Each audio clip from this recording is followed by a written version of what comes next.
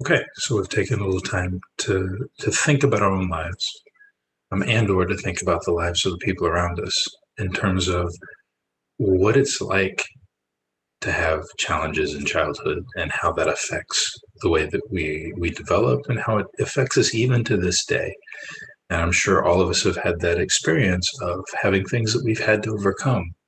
And I'm guessing that if we're really honest with ourselves, all of us have some experience of things that we just really struggle to overcome, or we're going to be struggling for the rest of our lives to kind of manage. So the overcoming isn't something it ended. It's something that we're going to have to manage for the rest of our lives. And all of us probably have the experience of at least somebody in our world who's been unable to overcome some of the things that they've experienced and the challenges that they've experienced. And those habits were so strong that it was just too hard for them to surmount them. So we're going to take a little time just to look really simply at brain development, and we're going to talk a little bit about trauma. Uh, there's two types of trauma that are worth understanding.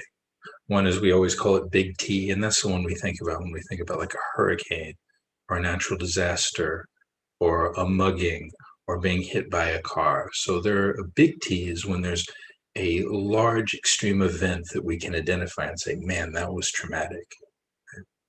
Little t is the ongoing stressors that people experience. So poverty, it doesn't go away. It's always in your environment. A household where there's a lot of yelling and aggression, or there's a lot of discomfort and disconnection, right?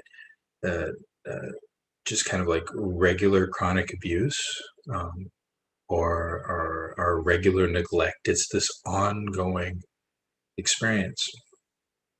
Usually, um, the kids who have the hardest time, who have the biggest challenges, have both experiences of large, really difficult, terrible events that have happened that they could identify, and chronic difficulties like chronic poverty, where there's not enough to eat in the house and they have to worry about it, or where they're having to take care of their siblings because their parents have to work. We could go on about the things that people can go through. The important thing to understand is that the human body and the human brain and the human nervous system will adapt to whatever environment they're in, and they will get really good at dealing with the environment that they're in. And then they will design themselves to be in that environment. So if you're in a difficult, challenging environment where there's a lot of fear and a lot of anxiety, you're going to change in ways that help you cope with that fear and anxiety. And that's going to be hardwired into your system. So I have a little picture over here to my left, and you can kind of see.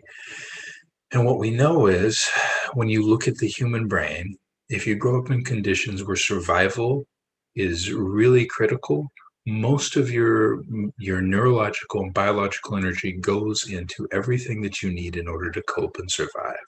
So all the things that we ask for people to do in school, like learn poetry and literature and mathematics, those are not survival things. And so we see our young people who live in really strong survival situations struggle, and we wonder why. Well, the reality is their brains are keyed into something else. Their brains are keyed into, how am I going to survive? How am I going to get my needs met? A lot of their neurological energy has had to go into that. And this isn't an abstract thing. The reality is that the brain rewires itself to do what it needs to do better. So if you don't have the neural connections to do a certain thing, you actually can't do the thing until you rebuild those neural connections. So if you live in a situation where having healthy, loving relationships with other people is not available and it isn't safe, you don't build up those connections. And so having easy, good relationships is very hard for you. It takes time to build up those relationships because you have to actually rewire your brain to be able to reconnect all those systems again. So a lot of times we'll think about people in terms of, well, they just won't do it. There's a reality in which there are certain things under certain situations that people can't do. So if you look at the little chart, I'm not a big fan of typical development, but let's say development in a space where you have your needs met. Survival takes up a very tiny part of what your body has to do, right? And then after that, your body has the space to start to soothe itself when it's upset, to calm itself down, and to energize itself when it needs to engage or do something, right? It also has the space to have really good connections, to read people's facial expressions, to know what people are expecting of you and thinking, right? And to know what you're thinking and feeling. And then it has lots of space to do these abstract things that we do in school, or to do this abstract learning that we do when we're building or measuring or organizing our time, our calendar, these things. Now, if you look at the other one, where there's a lot of developmental trauma, you see the big part of the what the brain is doing is trying to figure out how to survive.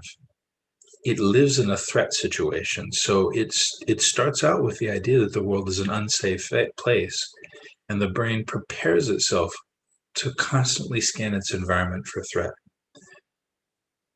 So one thing we have to really understand when we're working with young people who have this kind of life experience is they are biologically primed to see their environment often and the relationships with the people in their environment as a potential threat, as a potential source of harm. Why? Because it was. And so the brain has taught itself very deeply, I'm unsafe. I need to constantly make sure that I'm safe, which is why if we uh, get into what is just like make what seems like a minor request to us in a tone that seems reasonable to us, but they find disrespectful, we get a huge explosion. Why? Because they're not necessarily reading the situation the same way we are. Their brain is really focused on, is this a threat? Is this a safe relationship? And the bias is, no, it's not, because my life has not been safe up until now.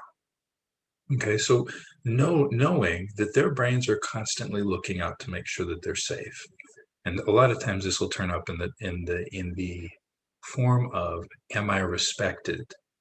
Respect is a very um, accessible form of safe relationship in the absence of loving relationships.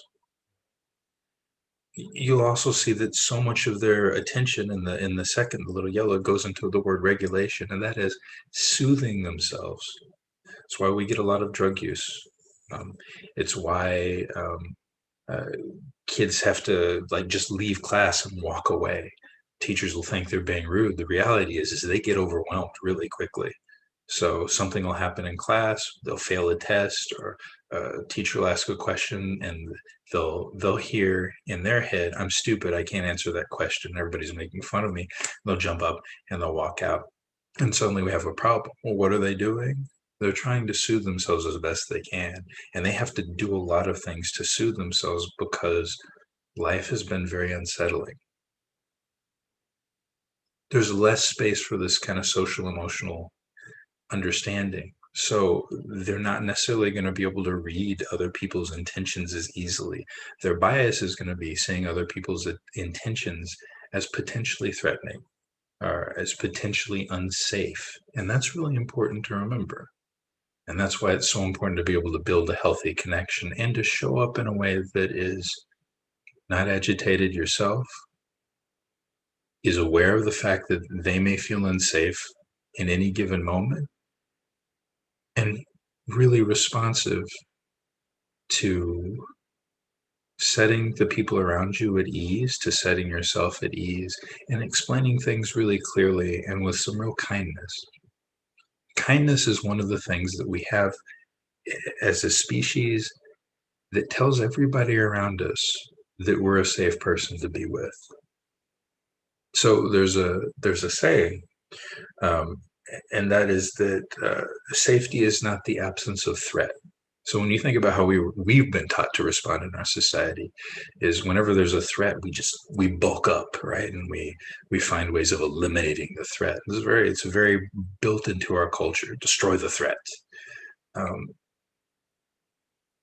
that can be helpful because threats have to go, but it doesn't necessarily create safety. What creates safety is the presence of pro-social factors. So if you walk into a room and you've got armed security, right? And you've got dogs, like when you go into the airport, and everybody frisks you and digs through your stuff.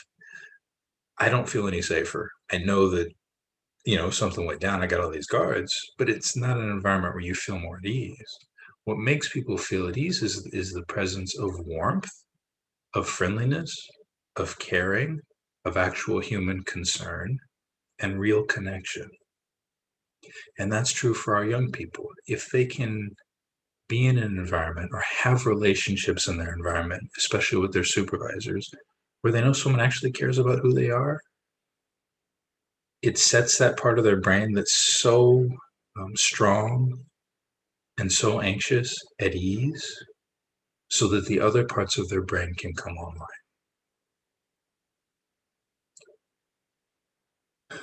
So out of all of this, the important thing to remember is survival is primary for us. It's really deep inside of us. And that's not just with our young people, that's with us too. So let's say our young person doesn't show up to the job on time. The survival part of our brain that's like, oh my gosh, I have to make an income. This is a business, kicks in and we get anxious, right? Because ultimately we're worried about survival. That's just the reality, right? That's the deepest part of what we are as a person. If we can learn to set that at ease in ourselves, and we can learn to set that at ease in the young people, the other parts of our brain come online, and the other parts of their brains come online, and then all the other things are possible. So if they feel like their survival is taken care of, if they feel like they can set themselves at ease and their environment's going to support them, then they can start to have these relationships that are helpful for you and for them.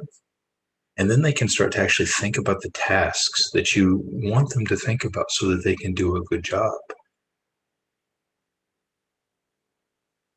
We use a little model when we're working with young people and teachers. It's the brain model. It's like this. I'll show you. So you just kind of take your thumb and you tuck it in.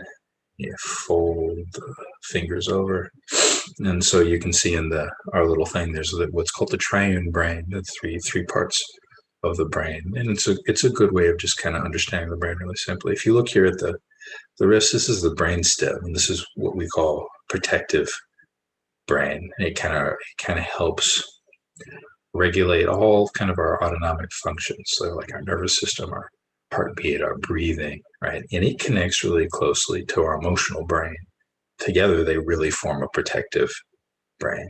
And so here, this thumb would be the amygdala, and it's the part that gets activated when this area starts to see a threat, because it's always looking out for threat. If you fold it over, up here is the part of our brain that is the most recent, really thinking part of our brain, the part that's built all this technology that I'm talking to you through. Right? The part that's reasonable, the part that makes sense, the part that can analyze things and make good decisions, right? And this is the cortex. It comes in last. If there's a threat, all the blood flow actually leaves the cortex, and you get more blood flow down into the protective brain, because that's what needs to happen. You don't need to do poetry when you're running from a bear. You need to just act. So the important thing to remember with this is that in order for this to work for our young people, in order for this to work for us in any given situation, we have to set this stuff at ease, which means we need ways of soothing ourselves. We need ways of really connecting, communicating with our young people and supporting them and soothing themselves. One of the best ways is to have an environment where people feel connected and safe, and like other people really care about their personal well-being and the collective well-being. And then if all these things happen, then this works. I'm sure all of us have been in those situations where we've gotten in an argument and we said some stuff that was just stupid, right? It's because we were mad, which means we were scared, which means all of our energy went down to the protective brain. there was no energy left for this cortex, the thinking brain. Okay. Why is this important? I'm sure you already know. When we start to look at ourselves from this perspective, we realize when we're starting to become agitated, and we realize the things in life that threaten us. And when we run into those things, we know that we're going to start to go into protective brain, and there's nothing wrong with that. That's what is really deep inside of us. And we can start to make decisions about how to set ourselves at ease so we can make good decisions. With our young people, it's really helpful to know that their protective brain is intensely powerful and very skilled and very practiced at looking out for threats. It overestimates the threat because it's a really big muscle. And if we understand that about them, we can really notice ways in which we can approach them, which make more sense to them. And we can also not get overwhelmed whenever they have a big reaction to something that seems small, because it won't necessarily make sense to us. But if we understand that that reaction came from somewhere, usually fear, we can start to be a little bit curious about, hey, what was that about, man? I saw you got really upset, when I asked you to do this. Could you tell me a little bit more, like what upset you? As opposed to going immediately to punishment or to a conflict. We can be a little bit curious and understand them better.